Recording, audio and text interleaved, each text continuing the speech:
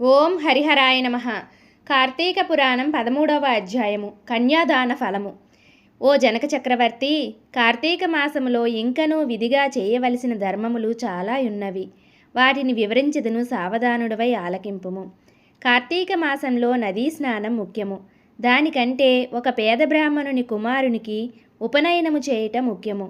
ఒకవేళ ఉపనయనమునకు అగు ఖర్చు అంతయు భరింపశక్యము కానప్పుడు మంత్రాక్షతలు, దక్షిణ తాంబూలాది సంభావనలతో తృప్తిపరిచినను ఫలము కలుగును. ఈ విధముగా ఒక పేద బ్రాహ్మణ బాలునికి ఉపనయనము చేసిన ఎడల ఎంతటి మహాపాపములు చేసియున్నను, ఎంతటి దుష్కృతములు చేసియున్నను, ఎంతటి వ్యభిచారం చేసియున్నను ఆ పాపములన్నీయూ పోవును.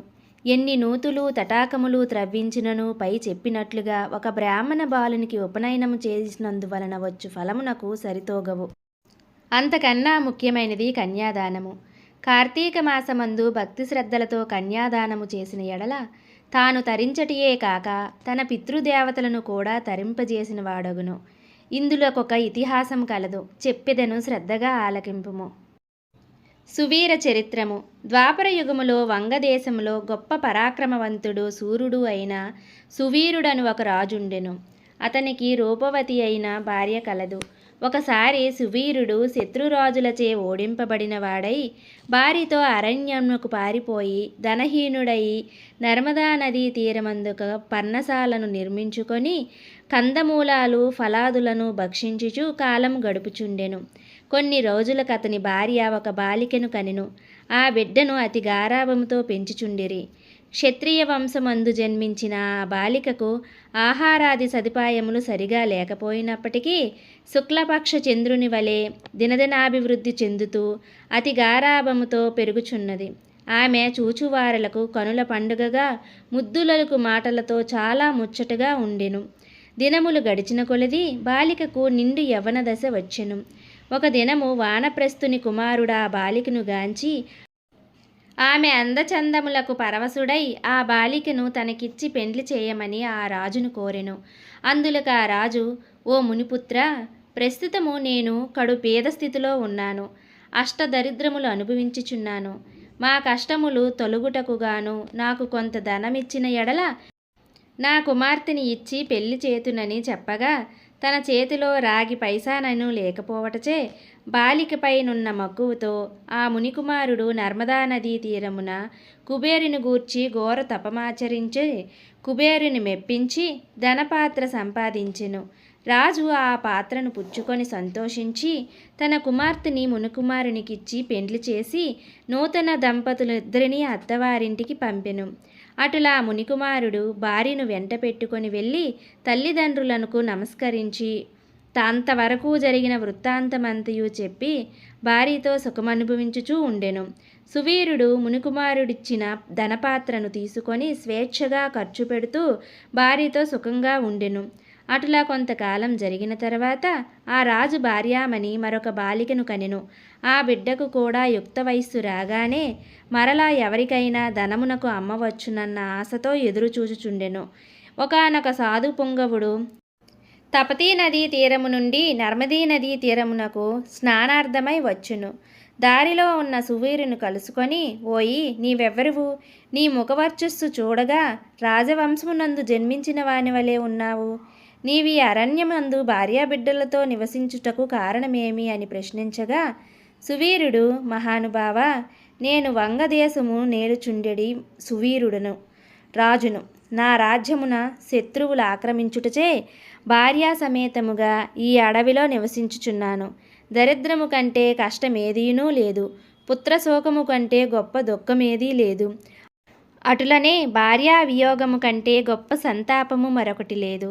అందుచే రాజ్యభ్రష్టుడైనందున ఈ కారడవిలోనే సకుటుంబముగా బ్రతుకుచున్నాను. నాకు 2 కుమార్తెలు. అందు మొదటి కుమార్తెను ఒక మునిపుత్రునికిచ్చి వాని వద్ద కొంత ధనమును పుచ్చుకొంటిని. దానితోనే ఇంతవరకు కాలక్షేపము చేయుచున్నాను అని చెప్పగా, ఓ రాజా, నీవు ఎంతటి దరిద్రుడివైనను ధర్మ సూక్ష్మము ఆలోచింపక కన్య నమ్ముకుంటివి. కన్యా విక్రయము మహాపాతకములలో ఒకటి. కన్యను విక్రయించిన వారు అసిపత్రవనమను నరకం అనుభవింతురు. ఆ ద్రవ్యముతో దేవముని పీత్యద్దము ఏ వ్రతము చేసినను వారు నశింతురు. అదీనుగాక కన్యా విక్రయము చేసిన వారికి పితృదేవతలు పుత్ర సంతతి కలగకుండా శపింతురు. అటులనే కన్యను ధనమిచ్చి కొని పెండ్లాడిన వారు చేయు గృహస్థ ధర్మములు వ్యర్థమొకటయే కాక అతడు మహా నరకమనుభవించును. కన్యా విక్రయము చేసిన వారికి ఎట్టి ప్రాయశ్చిత్తము లేదని పెద్దలు వక్కానించియే ఉన్నారు. కావున రాబోయే కార్తీక మాసమున నీ రెండవ కుమార్తెని నీ శక్తి కొలది బంగారు ఆభరణములతో అలంకరించి సదాచార సంపన్నునకు ధర్మబుద్ధి గలవానికి కన్యాదానము చేయుము. అటులనే చేసిన ఎడల గంగా స్నానమొనరించిన ఫలము, అశ్వమేధయాగము చేసిన ఫలితము పొందుటయే కాక మొదటి కన్యను అమ్మిన దాని పాపఫలము కూడా తొలగిపోవును అని రాజునకు హితోపదేశము చేయగా, అందుకా రాజు చిరునవ్వు నవ్వి, ఓ మునివర్య, దేహసుఖము కంటే దాన ధర్మముల వలన వచ్చిన ఫలము ఎక్కువ. తను బ్రతికుండగా భార్యాబిడ్డలతోనూ సిరి సంపదలతోనూ సుఖముగా ఉండక చనిపోయిన తర్వాత వచ్చడి ఏదో మోక్షము కొరకు ప్రస్తుతమున్న అవకాశములను చేతులారా జారవిడువమంటారా? ధనము బంగారము కలవారే ప్రస్తుతము లోకములో రాణింపగలవారు. ముక్కు మూసుకొని నోరు మూసుకొని బక్క చిక్కి శల్యమయ్యున్న వారిని లోకం గుర్తిస్తుందా, గౌరవిస్తుందా? అహిక సుఖములే గొప్ప సుఖములు కానా? నా రెండవ కుమార్తెను కూడా నేనెవరికైనా ధనమిస్తురో వారికే ఇచ్చి పెండ్లి చేయుదును, కన్యాదానము మాత్రం చేయనని నిక్కచ్చిగా నుడివెను. ఆ మాటలకు సన్యాసి ఆశ్చర్యపడి తన దారిని తాను వెడలిపోయెను. మరికొన్ని దినములకు శివీరుడు మరణించెను. వెంటనే యమభటులు వచ్చి వారిని తీసుకొని పోయి యమలోకములో అసిపత్రవనమను నరకమున పడవేసిరి. అనేక విధములుగా బాధించిరి. సువీరుని పూర్వీకుడైన శృతకీర్తి అను రాజు ధర్మయుక్తంగా ప్రజలను పాలించి ధర్మాత్ముడై మృతి చెందిన పిమ్మట స్వర్గమందు సర్వ సౌఖ్యములు అనుభవించుచుండెను. సువీరుడు చేసిన కన్యా విక్రయము వలన ఆ శృతకీర్తిని కూడా యమకింకరులు పాశములతో బంధించి స్వర్గము నుండి నరకమునకు తీసుకొని వచ్చిరి.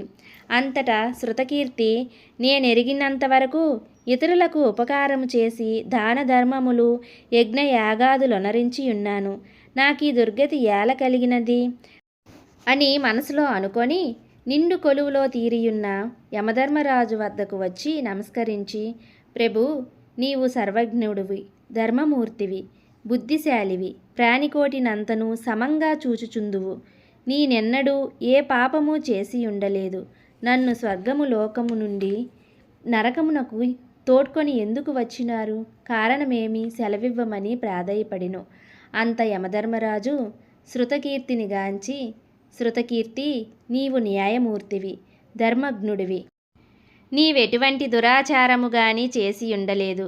అయినానేమి, నీ వంశయుడగు సువీరుడు తన జ్యేష్ఠపుత్రికను ధనము కాసించి అమ్ముకొనెను. కన్యను అమ్ముకొనిన వారి పూర్వీకులు ఇటు 3 తరముల వారు, అటు 3 తరముల వారు ఎంతటి పుణ్యాత్ములైనను నరక బాధలు అనుభవించుటయే కాక నీచ జన్మలు ఎత్తవలసి ఉండెను. నీవు పుణ్యాత్ముడువు, ధర్మాత్ముడువని నేను ఎరుగుదును. కావున నీకొక ఉపాయము చెప్పెదను. నీ వంశీయుడగు సువీరునకు మరి ఒక కుమార్తె కలదు. ఆమె నర్మదా నదీ తీరాన తన తల్లి వద్ద పెరుగుచున్నది. నా ఆశీర్వాదము వలన నీవు మానవ శరీరము దాల్చి అచటకు పోయి ఆ కన్యను వేద పండితుడైన శీలవంతుడగు ఒక విప్రునకి కార్తీక మాసమున సాలంకృతముగా కన్యాదానము చేయించుము. అటుల చేసిన ఎడల నీవు, నీ పూర్వీకులు, సువీరుడు, మీ పితృములు మొత్తం కూడా స్వర్గలోకమునికి ఏగుదురు. కార్తీక మాసములో సాలంకృత కన్యాదానము చేసినవాడు మహాపుణ్యాత్ముడగును.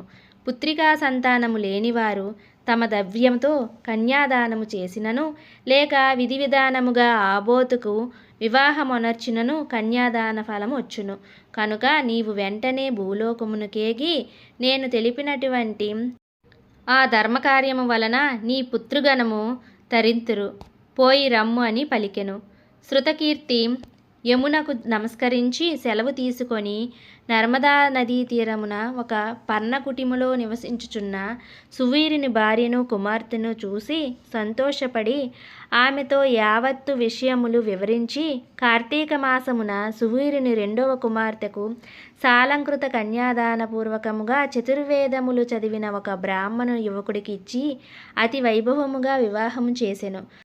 అటుల కన్యాదానము చేయుట వలన సువీరుడు కూడా పాప విముక్తుడై స్వర్గములకు వెళ్ళి పితృదేవతలను కలుసుకొనెను. కన్యాదానము వలన మహాపాపములు కూడా నాశనమగును. వివాహ విషయంలో వారికి మాట సహాయము చేసినను పుణ్యము కలుగును. కార్తీక మాసమున కన్యాదానము చేయవలెనని దీక్షభూని ఆచరించినవాడు విష్ణు సాన్నిధ్యము పొందును. శక్తి కలిగియుండి ఉదాసీనత చూపువాడు శాశ్వత నరకమున కేగును. 13వ రోజు పారాయణం సమాప్తం. ఈ వీడియో మీకు నచ్చినట్లయితే మరిన్ని మంచి వీడియోస్ కోసం లైక్ చేయండి, షేర్ చేయండి, సబ్స్క్రైబ్ చేసుకోండి.